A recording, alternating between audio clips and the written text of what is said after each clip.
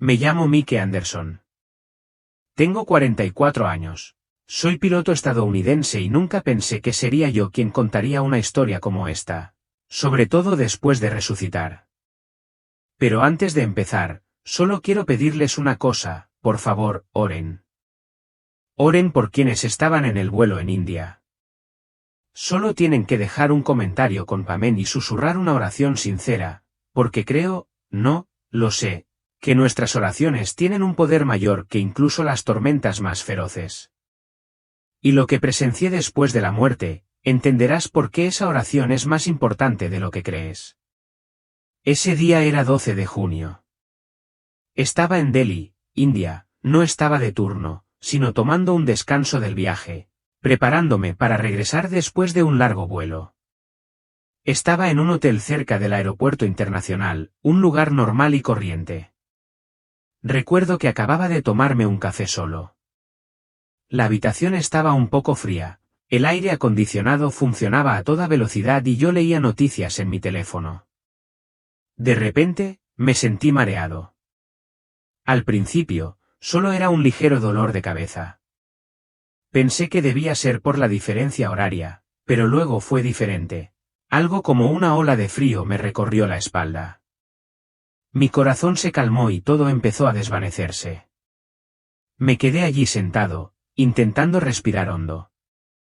Ya había gestionado emergencias anteriormente a 35.000 pies de altura, pero allí estaba yo, sentado en la habitación del hotel, sintiéndome asustado, asustado de un modo que no podía explicar. Entonces, en un abrir y cerrar de ojos, ya no estaba allí. Sentí que me alejaban. No era la mano de nadie la que me jalaba, sino una fuerza irresistible. Esa sensación, si alguna vez has caído de una gran altura sin nada a lo que agarrarte, quizás lo entiendas. Había perdido el control de mi cuerpo. No me quedaban fuerzas para resistir. Quería gritar, invocar a Dios, pero no sé si aún tengo tiempo. Nunca pensé que ese día llegaría así, moriría no en la cabina ni en medio de una tormenta, sino solo en el suelo, en una habitación helada. No recuerdo con claridad el momento en que me separé de mi cuerpo, pero sí recuerdo vívidamente la sensación de pánico, como si cayera sin paracaídas. Grité, pero no emití ningún sonido. Intenté correr, pero no había terreno para correr. Simplemente me alejé de mi cuerpo, del dolor, de mi carne, del aliento que se aferraba desesperadamente a mí, atado a este mundo. Floto, sintiéndome ingrávida. Me veo tumbada inmóvil en el suelo. Tengo los ojos entreabiertos, vacíos. Una enfermera india y algunos empleados del hotel están arrodillados a mi lado, presionando mi pecho y gritando algo en hindi. Otro hombre me coloca electrodos en el pecho, pero ya no estoy allí. Observo todo sin sentir nada, solo un silencio inusual y una sensación muy extraña. Entonces sucedió. Ya no estoy en esa habitación. Ya no veo el techo. Ya no oigo las sirenas.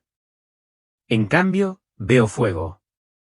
¿Lo oíste bien? Fuego, humo, el sonido del metal desgarrando el aire, el rugido del motor, como una bestia siendo destrozada. Y en medio de ese caos, me doy cuenta de una terrible verdad.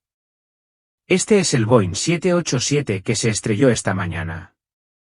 Estoy en ese momento, pero no a simple vista. Lo estoy experimentando desde dentro. Oigo el viento aullar entre los escombros. La ensordecedora explosión me golpea la mente. No es un sonido real, sino una sensación que me impacta el alma. Luego está el olor, Dios mío, ese olor, el olor a combustible hirviendo, el hedor a carne quemada, el olor a carne humana. Tengo arcadas aunque ya no tengo estómago. Mi alma tiembla. Estoy cayendo libremente aunque no tengo cuerpo. Esa sensación es como caer como una piedra en el infierno. No sé cuánto dura. El espacio ya no tiene sentido. Y entonces oigo los gritos, no sonidos que me llegan a los oídos, sino llantos que brotan de mi corazón. Hay cientos, miles de voces, hombres, mujeres, niños, gritando, llamando a sus madres, llamando a Dios, llamando a alguien. Pero en vano. El grito no atraviesa el aire. Resuena en mi mente, taladrando profundamente como miles de brocas. Los veo. Rostros pasan como un rayo, cada uno como una instantánea, una madre con su bebé en brazos, un joven con los ojos cerrados rezando, una azafata gritando en silencio. Los vi en los momentos finales de sus vidas. No sé por qué tuve que presenciar esto. No era pasajero de ese vuelo. No conocía a ninguno. Pero me vi obligado a dar testimonio. El fuego lo consumió todo y yo me quedé allí, o más bien, flotando, en medio de esa escena, en silencio, dolorosamente hasta lo más profundo de mi ser. Estoy muerto, pero no he terminado. Creí que había terminado, pero no, apenas empieza.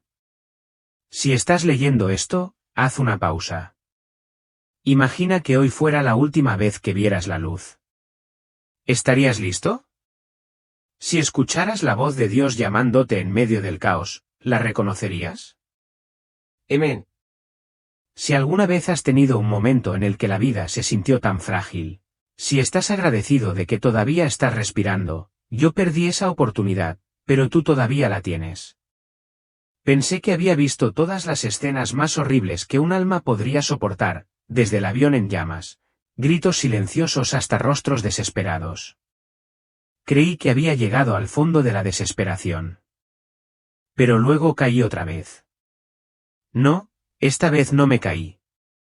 Me arrastraban, como si una fuerza invisible, más fuerte que la gravedad, me llevara a otro lugar, más profundo, más lejano, pero ya sin miedo.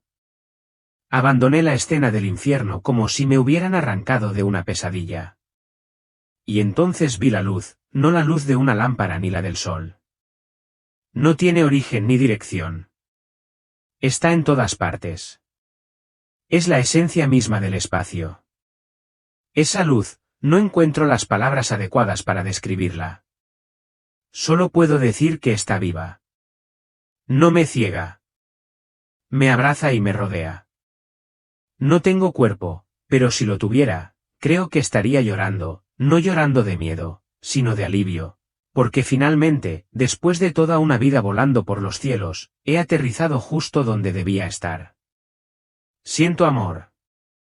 No el amor que los humanos pueden darse, lleno de condiciones y limitaciones, sino amor absoluto. No puedo luchar contra ello. Me dejo llevar. Me fundo en la luz.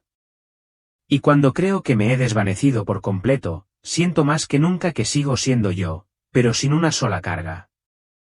Y entonces lo vi salir de la luz. No hizo falta presentación.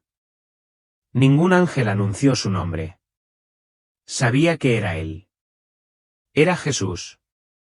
No puedo expresarlo con palabras. Había oído hablar de él mientras crecía en Estados Unidos. El nombre Jesús no era nada nuevo, pero nunca había creído plenamente en lo espiritual.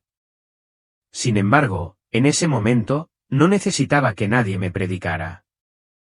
Sabía que él era real y que estaba allí. Cuando la cálida luz comenzó a disiparse, vi a Jesús, silencioso, girando suavemente su mirada en una dirección. Comprendí que él quería que volviera a visitar la tragedia que acababa de presenciar, pero esta vez no con el horror inconsciente de mis ojos, sino con una claridad extraña que era casi dolorosa, como si cada detalle fuera desprendido ante mi alma por una luz que iluminaba tanto mi conciencia como mi pasado. Frente a mí está la imagen del Boeing 787. Ya no es solo una estructura metálica que explota en el aire, sino una intrincada red de interconexiones con vínculos ocultos detrás del desastre. Veo al equipo de mantenimiento en un hangar en India, trabajando bajo la inmensa presión del tiempo y el presupuesto. Un joven técnico, empapado en sudor, realiza la inspección final a toda prisa, pensando que es solo un detalle menor. Escuché un suave susurro en su corazón, debería estar bien. Ha estado bien antes. Y luego vi boletines técnicos enviados por el fabricante, mencionando una posible falla en un componente crucial. Pero en lugar de una retirada, La empresa simplemente emitió una recomendación. Un alto directivo sentado detrás de un escritorio de madera brillante apartó una pila de archivos y suspiró. Es demasiado costoso. Eso no sucederá. Me estremecí porque ahora entendí que esas palabras eran el comienzo de una reacción en cadena mortal. Vi a la tripulación ese día. No eran gente débil. Estaban bien entrenados. Pero nadie puede estar completamente preparado para una serie de alertas de error simultáneas. Y en ese momento crítico, con solo unos segundos para decidir, el cansancio, el estrés y las señales caóticas los llevaron a tomar la decisión equivocada, no porque fueran malos, sino porque el sistema los había dejado aislados. Comencé a llorar por esa gente, y lloré porque me di cuenta de que la culpa no está en un individuo sino en innumerables pequeños compromisos con la verdad. Integridad con conciencia, pero eso es solo la superficie. Bajo esa cadena de errores, Dios me permitió ver cosas que nunca habían aparecido en ningún informe de investigación, entidades escurridizas, como humo negro, que se filtran entre las decisiones de la humanidad. No aúllan como demonios, sino que susurran astutamente a los oídos de quienes ostentan el poder. Adelante, nadie se enterará. El profeta es lo primero. Los vi de pie detrás de los ingenieros, dando vueltas alrededor de las reuniones, incluso rondando la cabina mientras la tripulación estaba presa del pánico. Y el peor momento fue cuando los vi retorcerse, alimentándose del miedo y la desesperación de los pasajeros que gritaban dentro del avión que se desplomaba. No matan, pero sobreviven del sufrimiento. Se nutren de cada estremecimiento de un padre que abraza a su hijo, inseguro de qué sucederá después, y de cada sollozo de quienes saben que no hay escapatoria. No podía dejar de temblar. Jesús guarda silencio, pero siento que me imparte una comprensión profunda, indescriptible. Cada tragedia es el resultado de una red de decisiones, y cada decisión equivocada es un desgarro en la tela tejida para proteger la vida. Nadie es inocente, ni siquiera yo. He revisado superficialmente los procesos de verificación, creyendo tener suficiente experiencia. Me he burlado de las discusiones sobre ética profesional, y ahora me enfrento a las consecuencias de la arrogancia que una vez tuve. Si usted o alguien que conoce ha trabajado en la industria de la aviación o en cualquier campo relacionado con la vida humana, le insto a comentar amén como compromiso de que ya no cederemos ante lo incorrecto ni tomaremos a la ligera las advertencias de nuestra conciencia. Porque a veces, una pequeña decisión puede determinar la vida de cientos de personas. Después de mostrarme un primer plano de un accidente aéreo y las dolorosas consecuencias que le siguieron, Jesús pareció retirar la última y frágil cortina que se interponía entre mí y una realidad superior y abarcadora, pero más decadente que todo lo que jamás había imaginado. Ya no me encontraba en un lugar específico, sino que flotaba sobre los puntos cardinales del poder global. Ningún mapa indicaba lo que veía, pero sabía que presenciaba Washington D.C., Londres, Bruselas, Pekín y muchos otros centros de poder, no a través de ojos humanos, sino mediante una comprensión directa del reino eterno. Me situaron en escenas muy específicas. No en un pasillo tenue y lleno de sombras como en una película de ciencia ficción, sino en habitaciones modernas y luminosas con aire acondicionado, mesas de madera relucientes y un café negro intenso. Se estaba celebrando una reunión entre los cabilderos de las aerolíneas.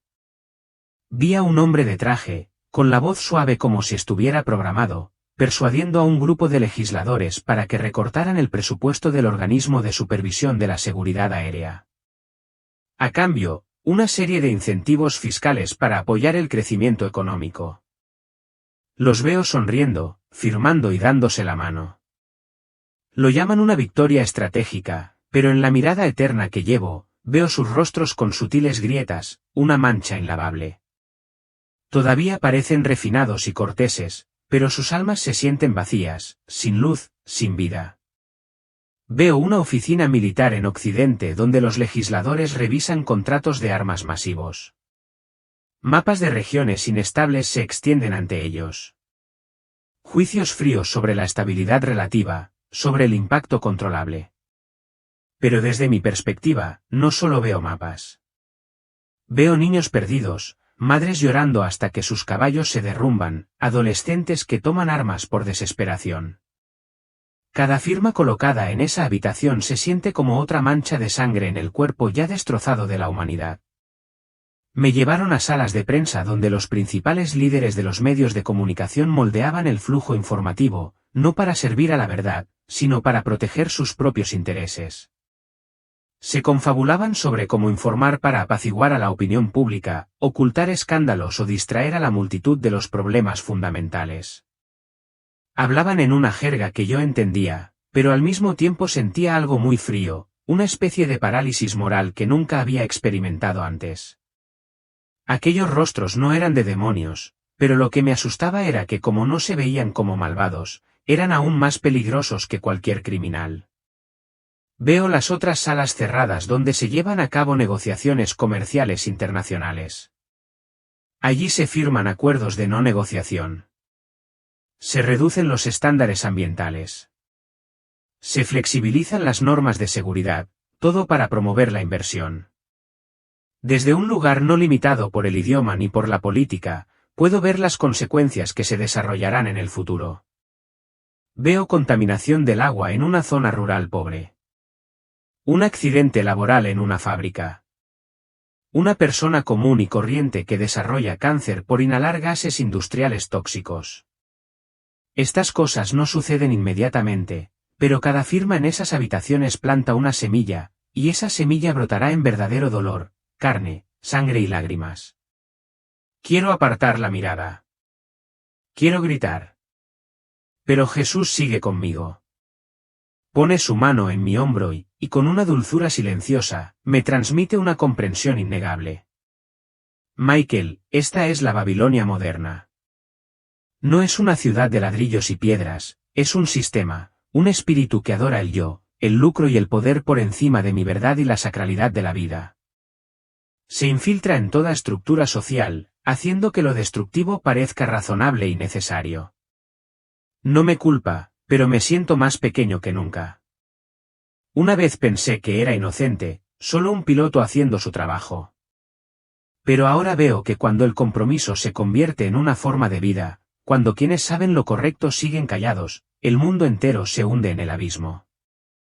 Durante muchos años en la industria, pensé que entendía la aviación, al menos la parte con la que interactuaba todos los días, horarios de vuelos completos, controles previos al vuelo, sistemas de comunicación con el control de tráfico aéreo, esos intercambios apresurados con los auxiliares de vuelo antes del despegue.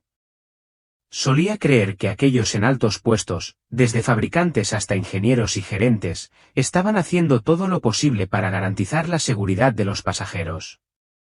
Pero ahora, en esta luz eterna, Jesús me está llevando más profundamente a la parte que nunca había tocado, la parte que ni siquiera quería conocer cuando estaba vivo, la colosal máquina de la aviación global, donde los humanos son solo un pequeño eslabón y las ganancias son la fuerza impulsora final.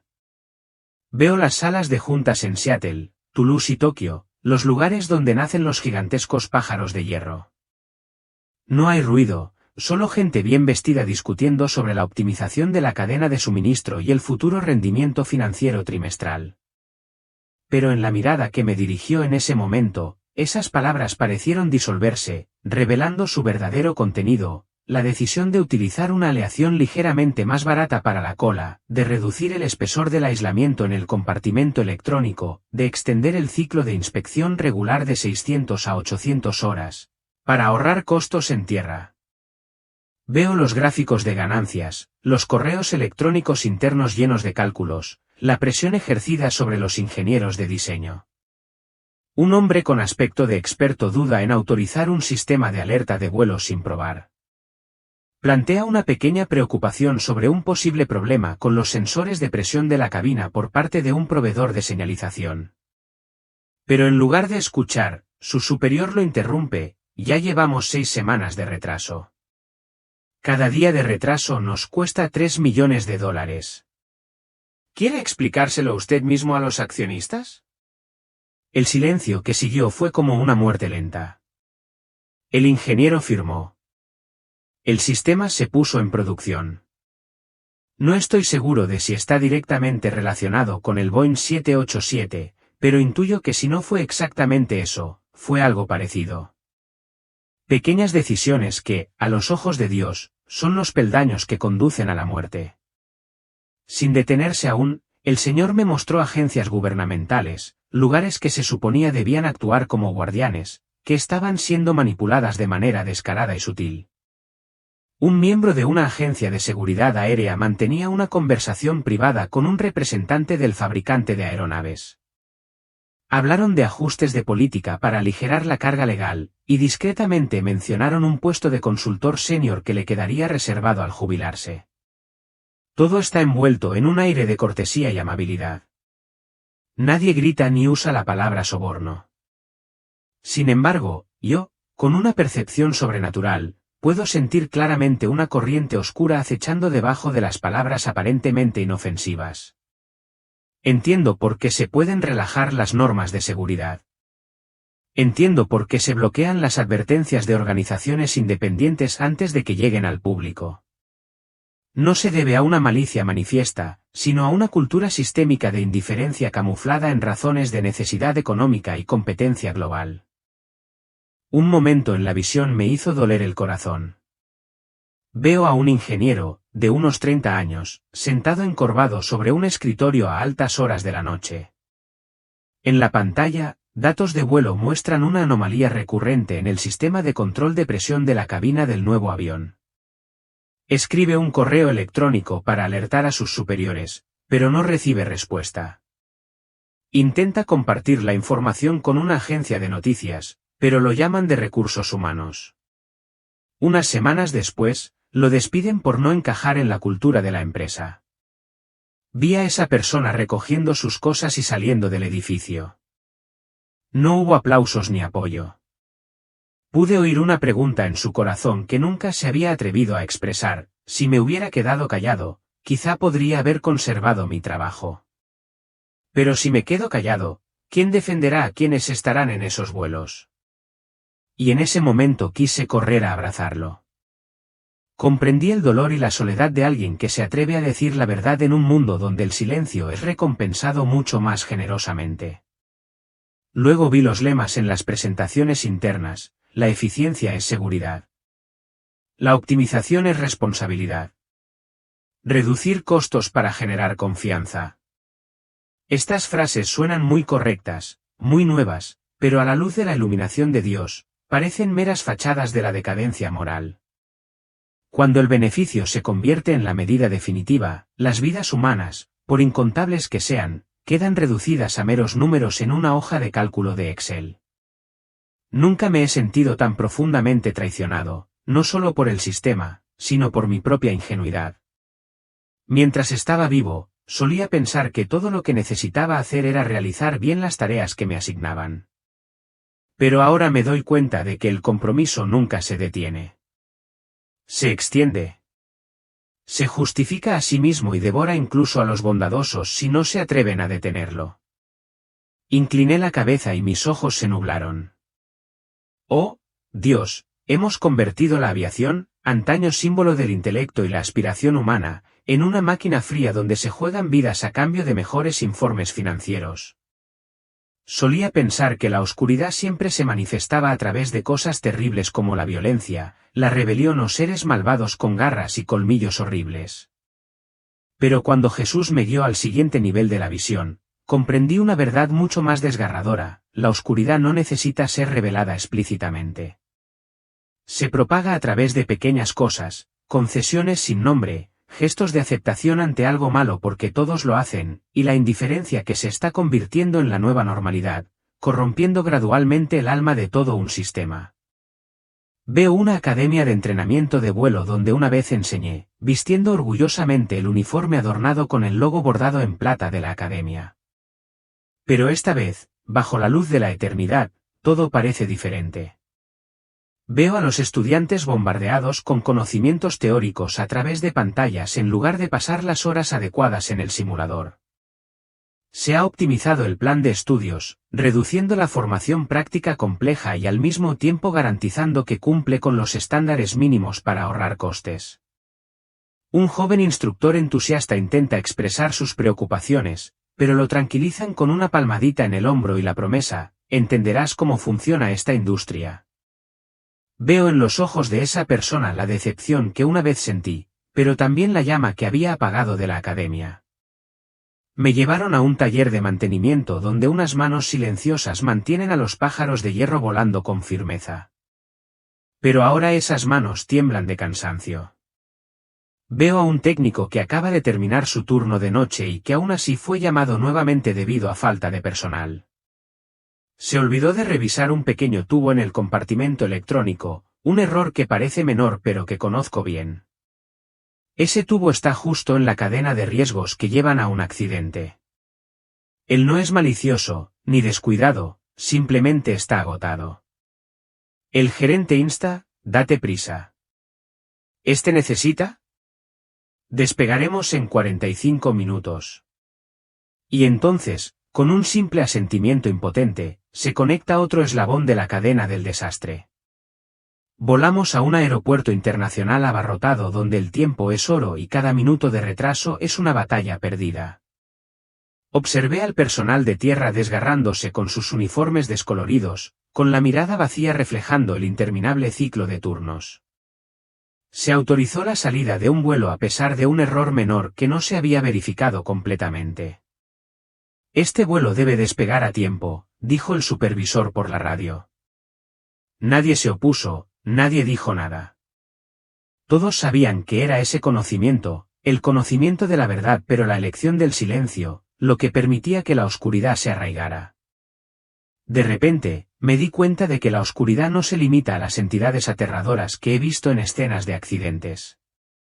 No, la oscuridad puede ser indiferencia, un encogimiento de hombros para restarle importancia a las cosas, una disposición a hacer la vista gorda ante un asunto pequeño porque uno piensa que probablemente no importa. Entonces Dios, con una mirada dulce pero seria, me mostró a mí mismo, no al yo del presente abrumado por visiones trascendentes, sino al yo de años pasados, caminando por el pasillo del aeropuerto con confianza y gracia. Me vi una mañana en Denver, revisando el avión cuando noté que una luz de advertencia de la cabina había parpadeado durante unos segundos y luego se había apagado. Según el protocolo, debía haberlo reportado para una revisión exhaustiva, pero ese día llovía, los pasajeros estaban a bordo y yo estaba pensando en la reunión a las 9 de la mañana en el destino. Me dije a mí mismo que esta luz de advertencia a menudo tiene fallas, que antes estaba bien, que simplemente volemos y nos ocupemos de ello más tarde, y firmé el registro de seguridad una vez más. Escuché a un joven colega hablar de un ruido extraño en el asiento del copiloto durante el aterrizaje. Era inexperto y parecía preocupado. Recuerdo haberme reído suavemente y haberlo ignorado, pero ahora, aquí en este espacio sagrado y sereno, lo veo como una grieta en la presa, un accidente pero no inofensivo, un comentario leve pero que podría hacer que un joven deje de hacer preguntas en el futuro. Entonces, como una marea creciente, el miedo, la vergüenza y el dolor irrumpieron. Yo, que una vez me enorgullecía de mi profesión, ahora me enfrento a pequeños compromisos que una vez consideré inofensivos. Pero a los ojos de Dios, nada es pequeño cuando se trata de la verdad. Contuve las lágrimas y me derrumbé de tristeza, mi corazón se llenó de arrepentimiento. Oh, Dios, yo también formo parte de esto. Elegí la tranquilidad sobre la integridad, el silencio sobre la verdad. Y Él, quien me ha acompañado durante todo este camino, no me condena. Simplemente me pone la mano en el hombro y me habla con una voz suave que me llega al alma.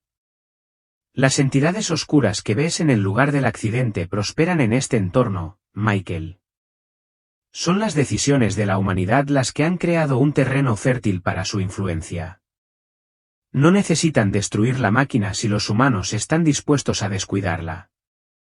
No tengo más remedio que agachar la cabeza y admitir que la oscuridad se extiende no porque sea más fuerte que la luz, sino porque quienes creemos saber no hemos logrado iluminar nuestras propias partes.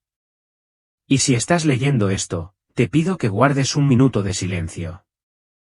Recuerda un momento en el que no alzaste la voz, en el que no caminaste junto a la verdad, por miedo, por cansancio o simplemente porque querías apresurarte.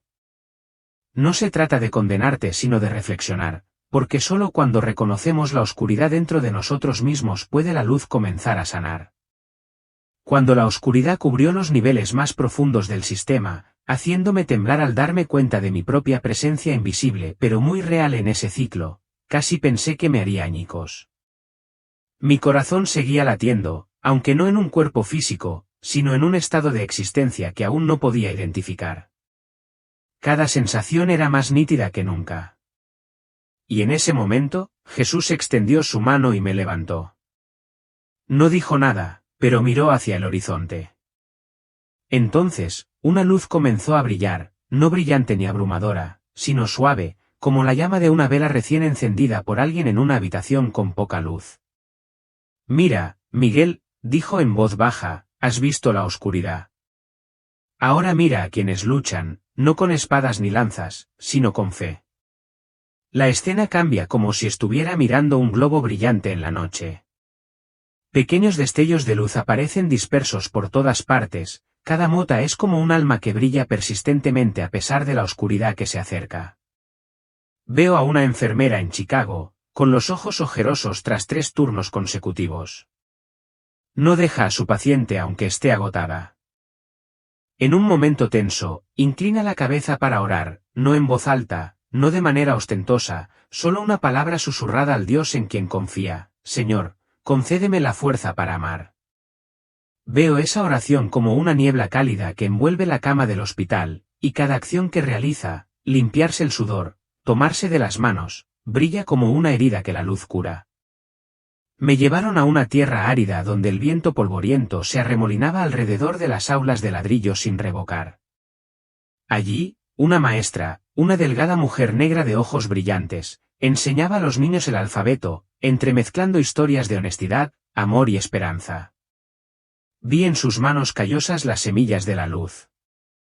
Cada palabra que pronunciaba sembraba una semilla en la tierra seca. Y yo sabía que esos niños, si podían mantener viva esa chispa, se convertirían en pilares que contrarrestarían la oscuridad que había visto en otros lugares. Me llevaron a una pequeña cámara subterránea. Es difícil decir en qué país estaba, pero había un grupo de personas muy juntas, tomadas de la mano y cantando suavemente: Tú eres la luz, tú eres la vida. Su canto no era solo sonido, era una ola de vibraciones que atravesaba la sofocante niebla negra que nos rodeaba. Pude ver la oscuridad intentando filtrarse, pero no pudo superar la cúpula invisible formada por sus sinceras alabanzas. Me llevaron a un laboratorio donde un joven científico estaba mirando una pantalla. Había descubierto algo, una verdad que podría costarle millones a la compañía, pero si permanecía en silencio, millones de personas podrían verse afectadas. Lo vi luchar y luego de un largo momento, abrió su correo electrónico y envió el informe real. Cuando presionó el botón de enviar, vi un rayo de luz dispararse hacia el cielo como un pilar de justicia elevándose en el desierto de mentiras. Entonces Dios me mostró algo más cercano que cualquier visión, la imagen de una mujer mayor con cabello plateado arrodillada junto a la cama. No era famosa. No enseñaba. No inventó nada. Ella era solo una madre doblando sus rodillas, colocando sus manos sobre una foto mía cuando era adolescente. La reconocí inmediatamente, mi madre. Y en su temblorosa oración, escuché mi nombre. Señor, por favor, no te rindas con Mike, mi hijo. Está perdido, pero sé que nunca lo soltarás. Por favor, cuídalo. No pude contener las lágrimas. Aquellas palabras que una vez me burlaron en mi juventud, ahora actuaron como un escudo que me impidió caer en el abismo. La luz de aquella oración sigue brillando a mi alrededor incluso hoy, en medio de la eternidad. Jesús se volvió hacia mí con una mirada cálida pero solemne. ¿Lo ves, Miguel? Por grande, poderosa o magnífica que sea Babilonia, aún tiembla ante estas pequeñas chispas. Porque no se extinguen, se encienden por el amor, por la verdad y dentro de mí. Asentí, mi corazón se llenó de un sentimiento indescriptible, en parte avergonzado por haber olvidado la presencia de esa luz durante tantos años, y en parte esperanzado, sabiendo que la luz nunca muere realmente. Si estás leyendo esto y piensas que eres demasiado pequeño o demasiado débil para marcar una diferencia, recuerda, son aquellos que parecen invisibles los que en realidad sostienen el mundo. No necesitas una gran plataforma ni tampoco necesitas fama. Solo sé fiel y sincero en las pequeñas cosas. Enciende la chispa allí donde estás y escribe amén. Si estás listo para ser una luciérnaga en la oscuridad, porque el ejército del Señor no necesita armadura, solo un corazón que sepa amar. Luego Jesús levantó el velo sobre un futuro potencial si la humanidad continuaba su camino actual. Él simplemente extendió su mano, y una vez más, mi visión se expandió como si me hubieran levantado de la tierra, mirando hacia abajo a un escenario futuro que desearía nunca tener que presenciar. Veo grandes ciudades como Nueva York, París, Tokio y Sao Paulo hundiéndose en el caos. Los disturbios estallan no solo por falta de alimentos, sino porque los corazones de la gente se han podrido. La policía huye. Los militares apuntan sus armas contra sus propios ciudadanos. Los niños se esconden en apartamentos oscuros, sin sus padres a su lado. Oigo gritos, ruido de destrucción, disparos y también un silencio escalofriante en lugares que antes estaban llenos de vida. Las familias se están desintegrando. Ya no hay confianza. No hay diálogo. Las noticias, las redes sociales y la prensa están manipuladas hasta tal punto que ya nadie sabe qué es real. Veo las iglesias, pero no como lugares de santidad. Escenarios llamativos, música fuerte, pastores vestidos como estrellas de cine predicando un evangelio sin arrepentimiento, sin santidad, sin cruz. Algunas otras iglesias son cerradas, etiquetadas como subversivas por atreverse a decir la verdad. Los creyentes han sido ejecutados públicamente en nombre de la seguridad nacional, y los que permanecen en silencio, tienen miedo o son indiferentes. Luego vi desastres como marcas de sangre en un mapa. Aviones cayendo sin razón aparente. Puentes que se derrumban mientras todavía hay vehículos sobre ellos. Toda la red eléctrica de una nación se paralizó por un momento y luego colapsó por completo. Las supertormentas son como monstruos que arrasan las ciudades costeras. Los terremotos, no solo en el Anillo de Fuego sino incluso en zonas consideradas absolutamente seguras, agrietan el suelo y se tragan ciudades enteras. Muros de agua que se elevan como torres, estrellándose contra la orilla, ahogando todo a su paso. Veo el cielo en llamas con rayos de fuego cayendo. Y entonces Babilonia ya no es la ciudad antigua que una vez fue, sino un símbolo del poder moderno. Personas ricas, sin rostro y cuyos nombres son desconocidos para todos han establecido un nuevo orden. Un sistema de identificación digital obligatorio. Recursos como el agua, los alimentos y la electricidad se distribuyen a través de un sistema de crédito social. Aquellos que desobedecen quedan excluidos del acceso. Cada dispositivo, cada transacción, cada acción es monitoreada. Controlan en nombre del orden. Se apoderan de la libertad en nombre de la seguridad. Es, sobre todo, una muerte espiritual que las palabras no pueden expresar. La humanidad ya no espera la vida eterna. Se burlan de la fe. Persiguen los hechizos, la astrología, los cultos y la adoración del hombre. El cielo literalmente se vuelve completamente negro. El sol no puede atravesar el velo de humo. No se oyen oraciones. Ya no queda ninguna esperanza. Me arrodillé temblando y llorando en mi alma. Oh, Señor, ¿es esto realmente inevitable? ¿No queda esperanza? Esperaba que dijeras que no, pero permaneciste en silencio. Estaba casi desesperada. Pero justo en ese momento, un tenue destello de luz brilló en la distancia. No fue una solución, sino una señal de que la historia aún no había terminado. Y oigo la voz de Dios por primera vez desde que comenzó esta visión, no suena fuerte sino constante. Les muestro esto no para que desesperen, sino para darles una opción. La humanidad se encuentra en una encrucijada, pero la luz permanece y yo todavía estoy esperando. Miré al uno. Ante mí estaba Jesús, quien me ha guiado en cada visión, cada miedo, cada atisbo de esperanza. Pregunté, no con los labios, sino con el alma retorcida, Señor, ¿aún hay tiempo? ¿Qué debemos hacer? Un silencio sagrado me envolvió. Entonces el Señor habló. No gritó ni se enojó, pero cada palabra resonó como un trueno en mi corazón. El tiempo es un regalo, Michael, y se acaba. La puerta de la oportunidad para este cambio se está cerrando. Las advertencias son cada vez más serias debido a la creciente sordera de la humanidad. Me estremecí, no porque hiciera frío, sino porque esa profecía no es solo para mí, es para este mundo. La puerta que veo en la visión se cierra lentamente. La luz aún se filtra, pero no queda mucha. Siento el crujido de las bisagras, como los gritos de dolor del cielo, mientras la humanidad le da la espalda a la vida que le ha sido dada. La decisión está en la humanidad, en cada alma. No impongo. El amor nunca se fuerza, pero nadie puede decir que no se le advirtió. Siguió hablando. Sentía que se me rompía el corazón. Quería llorar, quería gritar para despertar al mundo, pero permanecí en silencio, sabiendo que no estaba lista. No sabía qué hacer. Dios se acercó. Puso su mano sobre mi hombro. Has visto, dijo, con la mirada penetrante en mi alma, ahora debes convertirte en voz. Muchos no escucharán. Muchos se burlarán. Pero hay algunos, aunque sean pocos, que anhelan la verdad.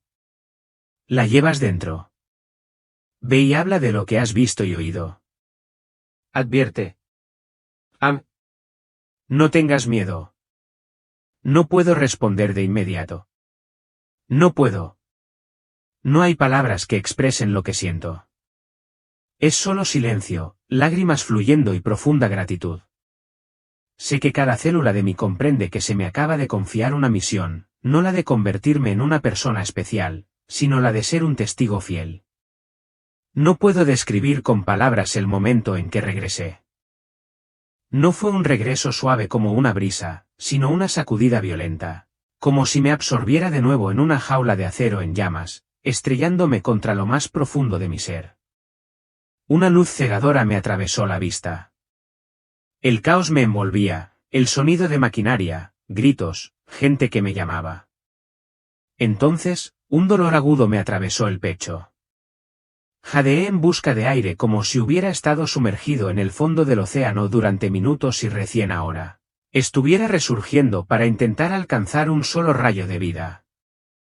He regresado en un cuerpo dolorido, a este viejo mundo. Oigo al médico hablando con alguien cerca de mi cama. Su voz tiembla, pero no puede ocultar la sorpresa. Ha vuelto. Su corazón se paró durante casi 10 minutos. Nunca había visto un caso como este. Es un verdadero milagro. Pero no saben que lo que realmente ocurrió no está en el historial médico. Cerré los ojos con el pitido del monitor cardíaco y la fría luz fluorescente que me rodeaba. Pero incluso con los ojos cerrados, no podía dejar de verlo, esas imágenes, fuego y luz, infierno y cielo. Las visiones de la humanidad, el camino angosto, el futuro que nos esperaba. Todos se quedaron grabados en mi alma. No podía quitármelos de encima. No podía olvidarlos. No me permitían callar.